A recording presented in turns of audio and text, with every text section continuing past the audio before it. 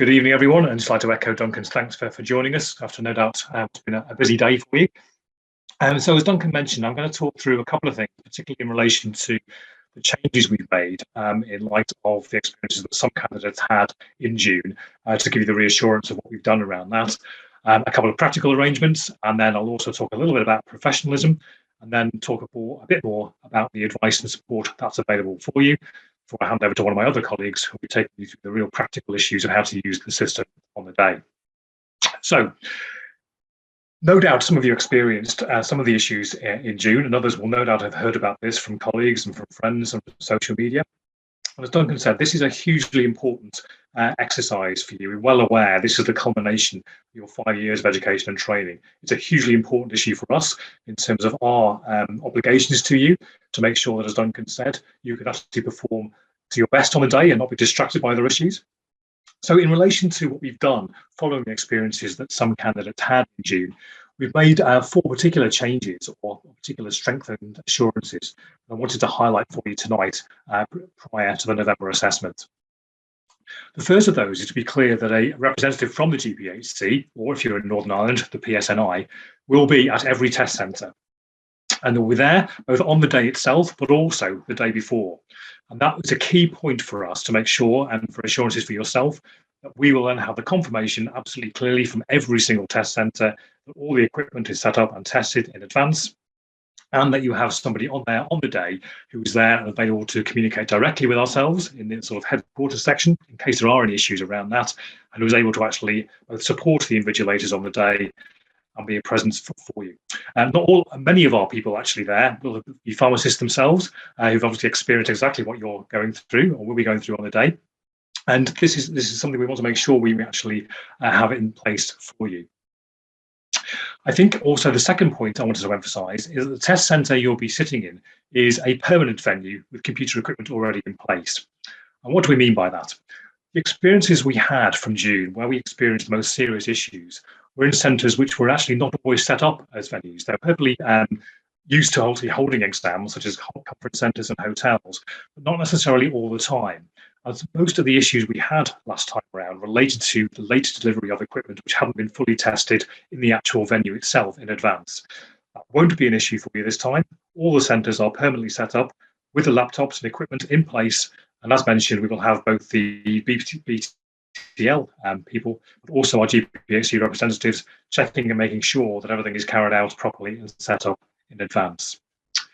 The third point I wanted to highlight was about the thorough and additional IT testing that's being carried out to ensure the assessment runs smoothly.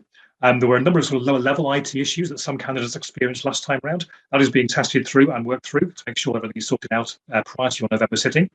And there will also be enhanced IT support available on the day, just in case there are any particular individual issues. There will also be contingency laptops in place in every single test centre as well. We're also making sure that we enhance the invigilator training to help manage on the day issues. We're using some of the experiences that people had back in June to make sure that everything is fully in place for the invigilators, so they are fully aware of all the requirements that we have, and also that they're there to make sure they can manage any of the on-the-day issues that any of you might have. So this is something we've been working incredibly hard on with our suppliers, BTL, to make sure these actually changes are in place.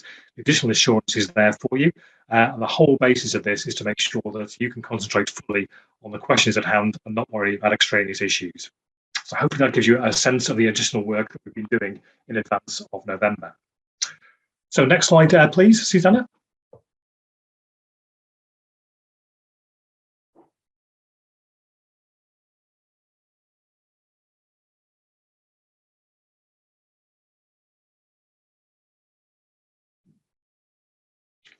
We lost the slides momentarily there.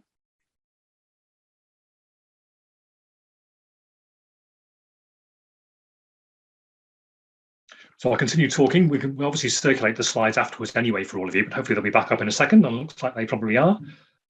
There we go. So just wanted to highlight a couple of things in relation to preparations in advance of the actual assessment. So clearly we're hoping that all of you will be fit and well and able to sit the assessment. This is just a reminder really that if you do experience any issues in the build up to the assessment, clearly unfortunately people can fall ill or anything like that. There might be some other reasons why you don't feel able to sit. It is important that you make sure you are fit to sit on the actual day. It is open to you to withdraw from the assessment at any time beforehand, including on the day of the assessment itself, if you feel the need to do that. So this is really just a reminder that option is open to you, but hopefully you won't need to use that. There is a withdrawal form that you can use, which will be available from our website to do that. And no evidence is required. You don't need to offer any explanation to us around that. It's simply a mechanism for you to use. Next slide, please, Susanna.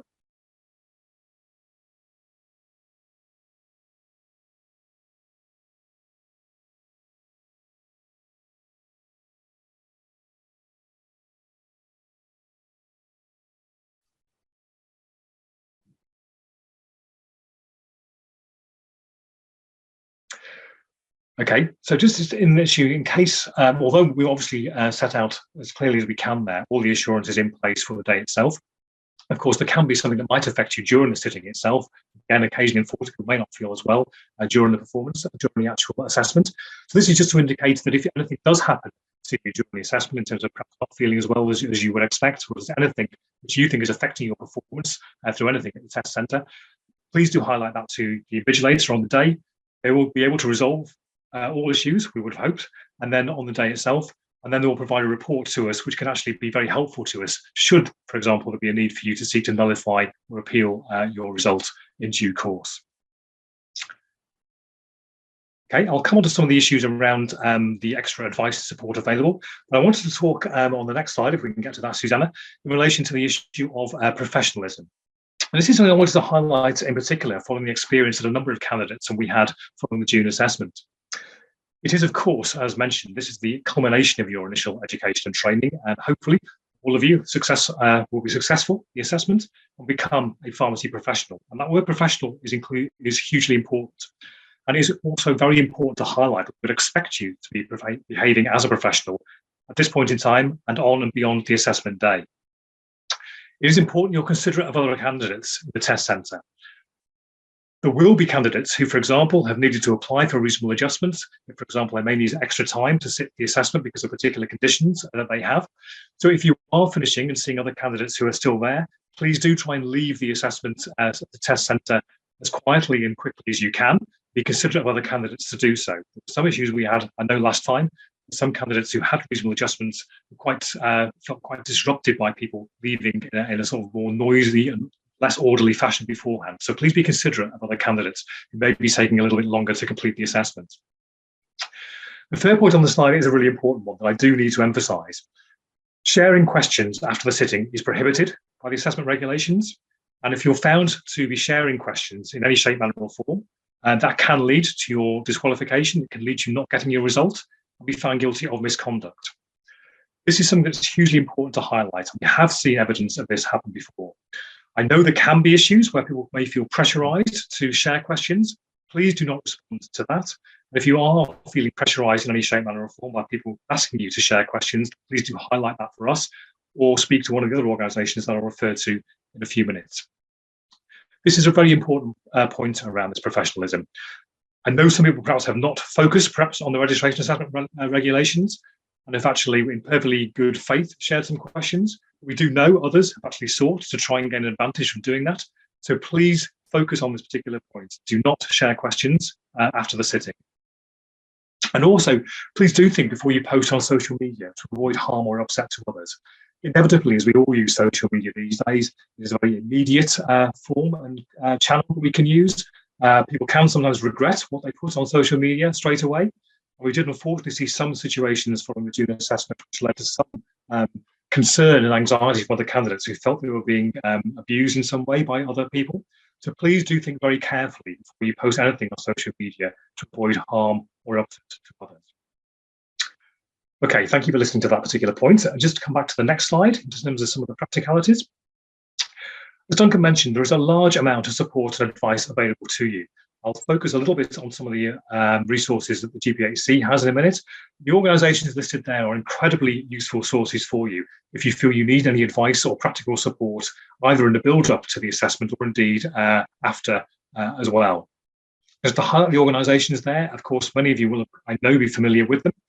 We have pharmacy support, which is available in terms of providing support for you, particularly around the sort of well-being aspects. They'll provide advice for you in relation to lots of issues of well-being. and lots of practical support they can offer as an independent charity, confidential support covering well-being, such as workshops, stress helpline, advice around that. And their advice is very much on the personal as opposed to professional, so less about the sort of content of the exam and things like that. They do have a huge amount of information online and a really good advice for you in terms of managing any anxiety you might have beforehand or afterwards. That's a really important source of information for you.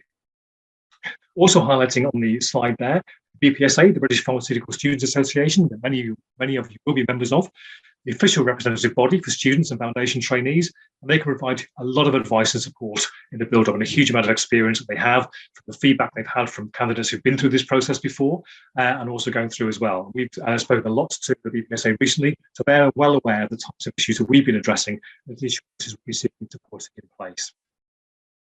Also to mention the Royal Pharmaceutical Society on there, the RPS, which offers resources on preparing for the assessment.